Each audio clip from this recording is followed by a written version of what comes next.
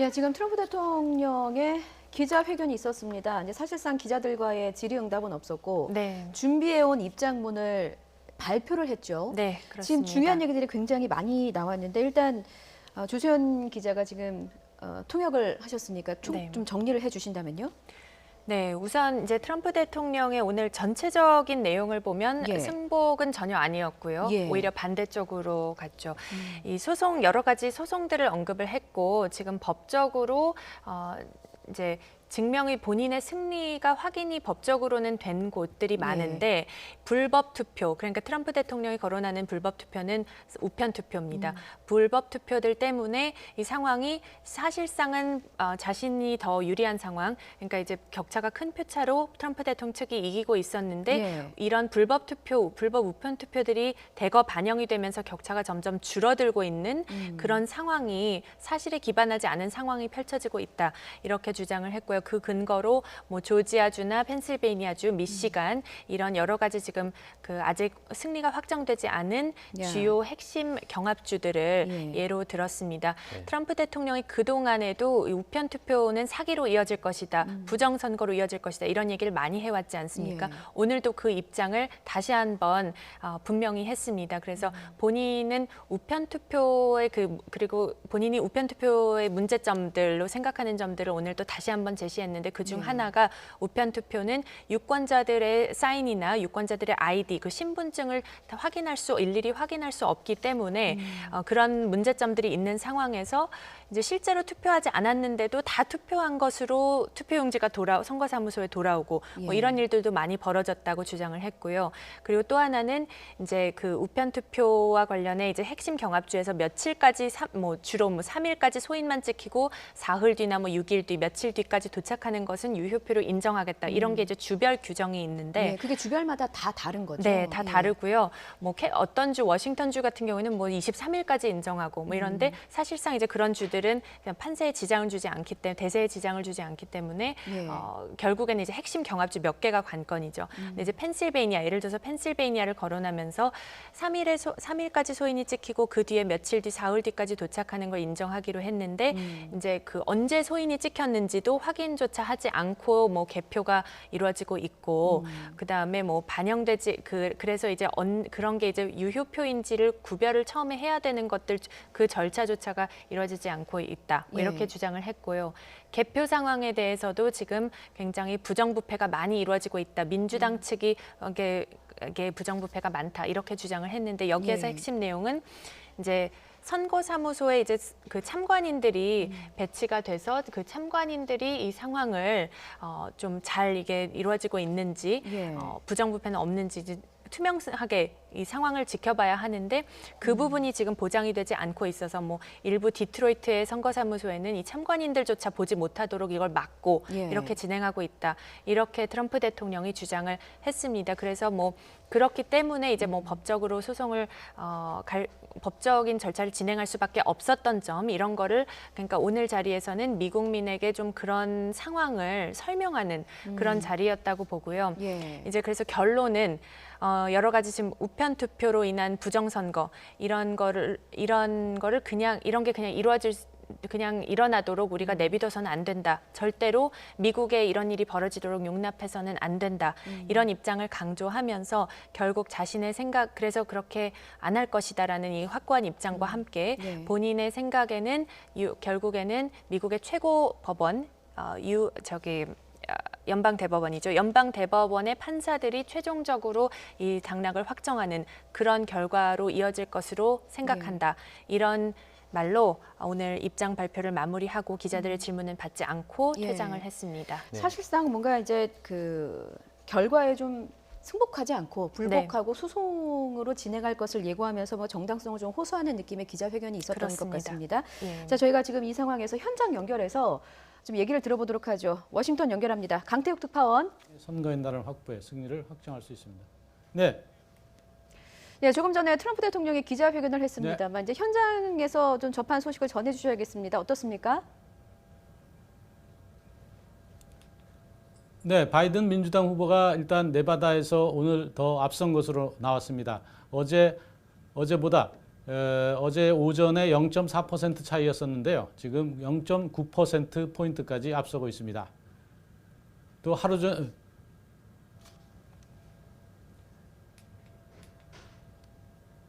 이번 발표는 대선 당일 도착한 우편 투표가 포함된 결과인데요.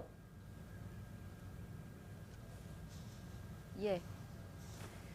자, 지금 네바다주에서 뭐 바이든 후보가 격차를 더 벌리고 있는 상황이고, 이런 상황에 대해서 지금 강태욱 특파원이 상황을 정리해주고 계십니다. 이게 그 네바다주가 굉장히 경합주이고 바이든 후보 측이든 트럼프 대통령 측이든 상당히 중요한 주이기 때문에 의미가 있는 것 같습니다. 네바다주의 개표 상황을 좀 다시 한번 전해주시죠.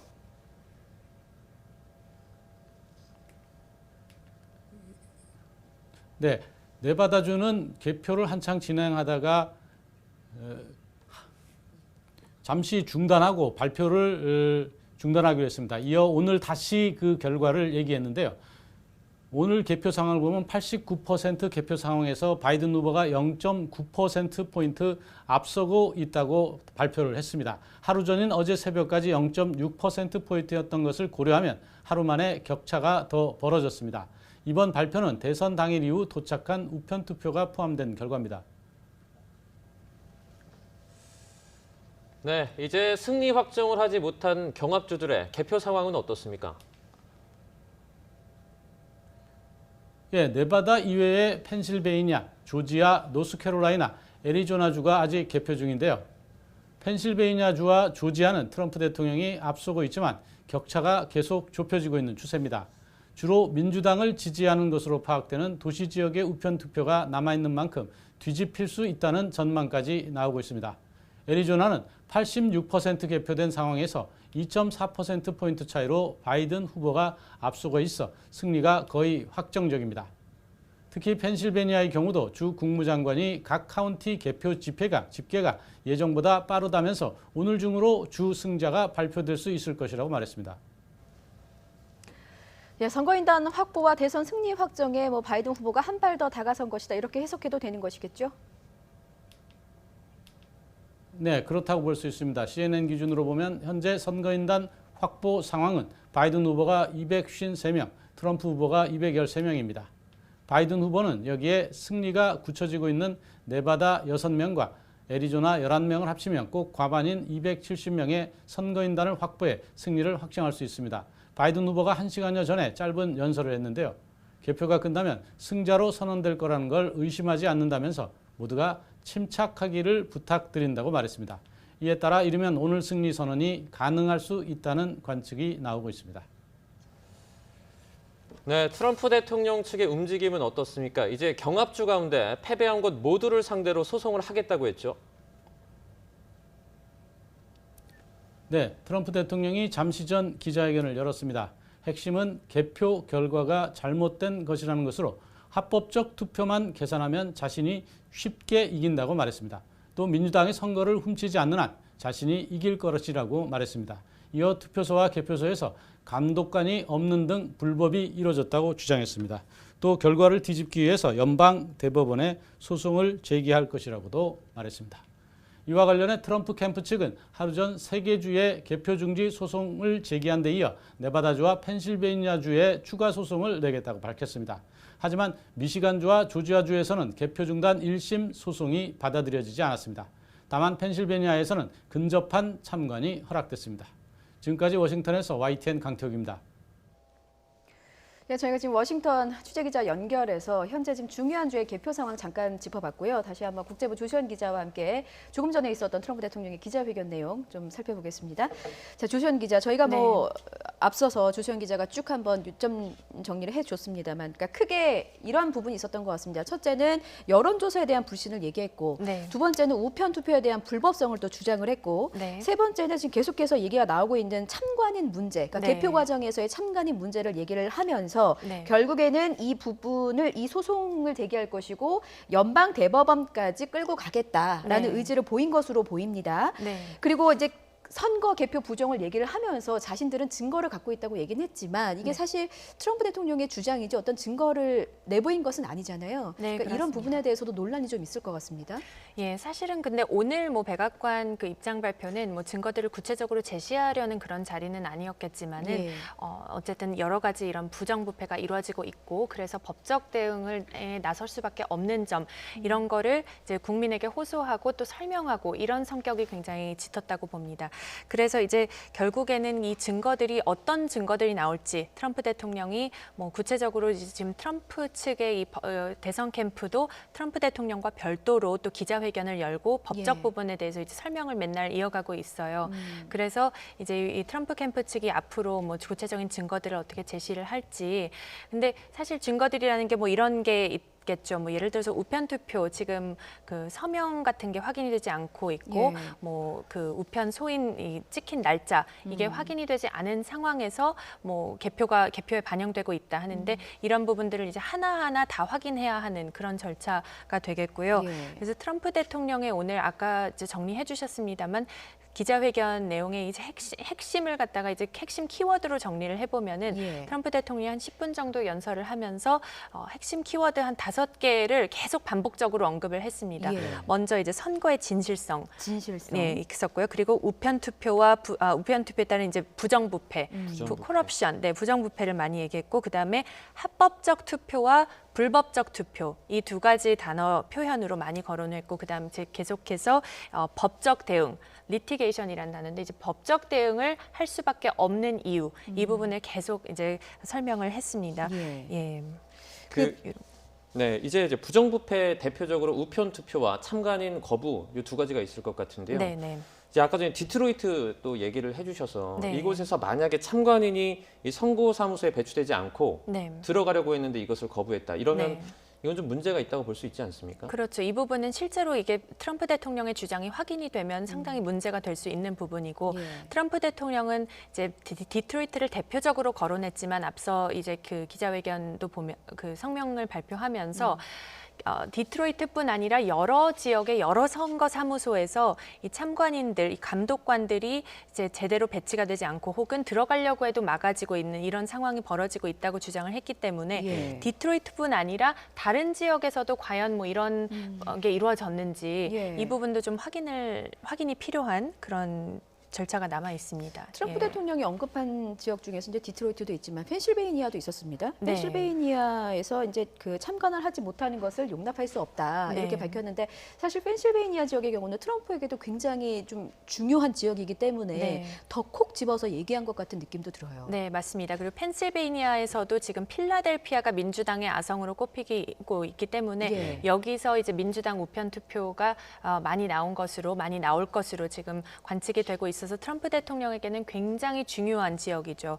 20명의 선거인단이 걸려 있고 또 지금 상황에서 바이든이 펜실베이니아를 가져가기만 해도 예. 바이든의 승리로 넘어가기 때문에 트럼프 대통령으로서는 펜실베이니아의 이 법적인 소송 절차도 펜실베이니아에 좀 많이 초점을 맞춰서 펜실베이니아에서도 필라델피아 이 지역에 초점을 맞춰서 좀 법적 대응을 이어가겠다 이런 점을 시사를 했는데요. 예. 오늘 기자회견에서도 이제 펜실베이니아에서 우편 투표 개표 과정이 지금 투명성이 보장되지 않고 있다 이런 점을 주장했습니다. 네. 우편 투표 소인이 뭐 3일까지 찍히고 언제까지 도착했는지 이런 거를 하나하나 확인한 뒤에 이게 유효표인지 아니면 무효로 처리되는지를 확인을 해야 되는데 이게 지금 이루어지지 않고 그냥 뒤늦게 들어온 투표들을 다 그냥 처리하는 예. 이런 상황이 벌어지고 있다고 했고 또 어떤 경우에는 뭐 정말 뒤늦게 많이 한꺼번에 도착했는데 열어보니까 다 민주당 표였다, 바이든 표였다. 근데 과연 이런 것들이 선거일이 지나서 들어온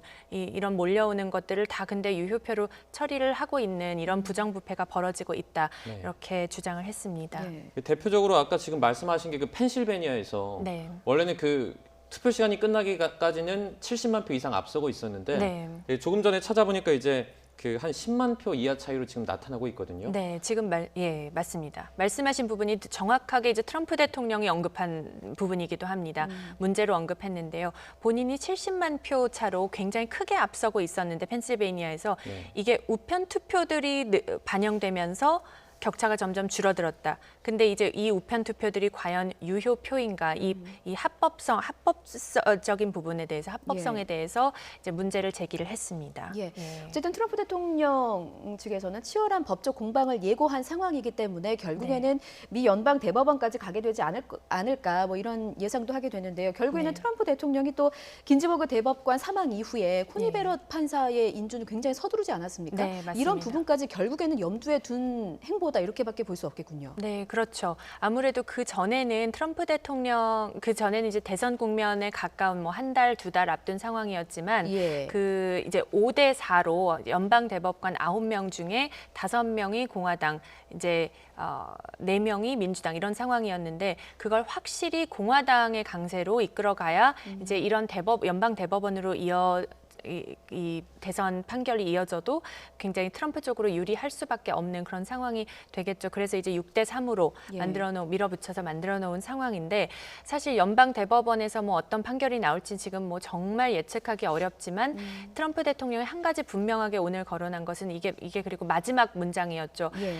제 생각에는 연방 대법원 판사들이 결국 그러니까 대법관들이 이 연방 대법관 9명이 최종적으로 이 선거 결과를 결정하게 될 것을 확정짓게 될 것으로 생각합니다. 이 말로 오늘 그 긴 성명 발표를 마무리했기 때문에 예. 트럼프 대통령으로서는 끝까지 법적 대응을 밀고 나가면서 소송전을 강화하면 강화하지 절대로 물러서지 않겠다 이런 점을 분명히 한 것이죠. 예. 자, 상당한 파장이 있을 것으로 보입니다.